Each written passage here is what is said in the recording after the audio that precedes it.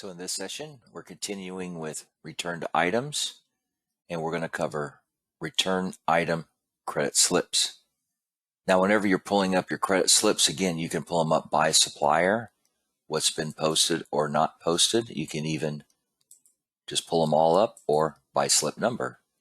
If you want to pull all of your return slips up, reset, search, and it pulls them all up. So here's a credit slip from O'Reilly.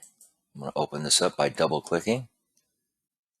Across the top menu, you can save, post, print, email, export, print preview, and we'll have various adjustments and line item information we can change. So what am I actually doing here? What I'm actually doing here is comparing this to the physical credit invoice that I'm receiving from my supplier. I have returned these parts. I moved them to this return slip here. And now when the credit invoice comes, I'm going to compare it line for line and make sure everything adds up properly. So step one is to come in here and make sure that all the items are on here. Now, if you have an issue with a particular item, you can simply click and look at detail. So if there's a question on it, I can see where did this come from. This came from inventory. Here we have an item that came from a supplier invoice. There's the supplier invoice that's been posted to the payables, came off of this work order. If I need to remove an item from here, what this does is anytime I remove, it sends it back to the items to be return bin.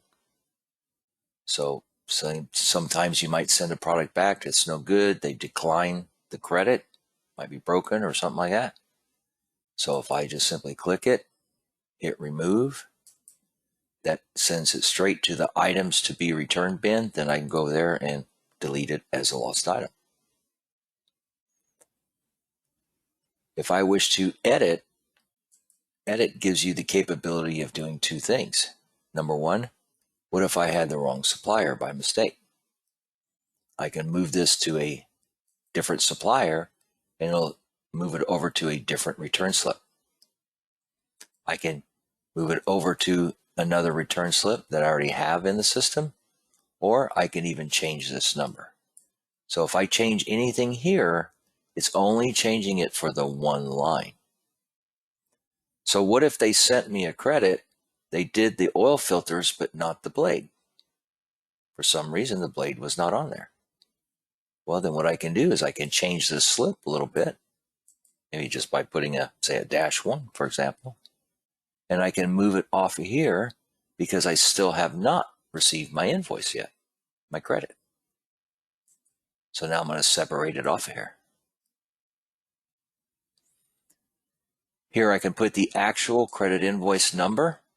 So it's going to change from a return slip to a credit invoice, whatever that's going to be. I can do tax adjustments if needed. So you can check anything you need, whatever you have, and adjust it. You can do a final adjustment here. And sometimes you may need to do something for the pennies. Now this just goes to return item adjustments in your general ledger. So let's just say we do a slight adjustment. I'm just adjusting the overall grand total. Then I match the date to the actual credit invoice.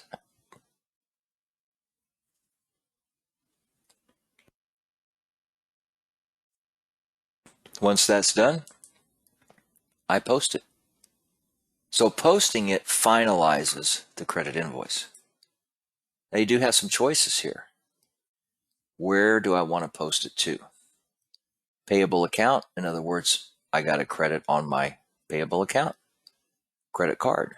What if I paid for this with my credit card and they're refunding my credit card? So I simply hit next, and then I pick which credit card it went to. Bank account would be a direct deposit to your bank. So I hit next, and then I can select which bank it went to. Then I have check and cash. Now, if I select either one of these, this is going to go straight to the cash drawer, so I can deposit it to the bank. So you select whichever is appropriate for you. Click on OK. And now that's been posted. So if I come and look at this, you see on the right here, posted. That's done. Now, once you post this, if you find that you have made a mistake and this is incorrect, as long as there's been no payments made on it or anything, then you can typically undo it. And when you undo, it brings it back so you can change it and then repost it again.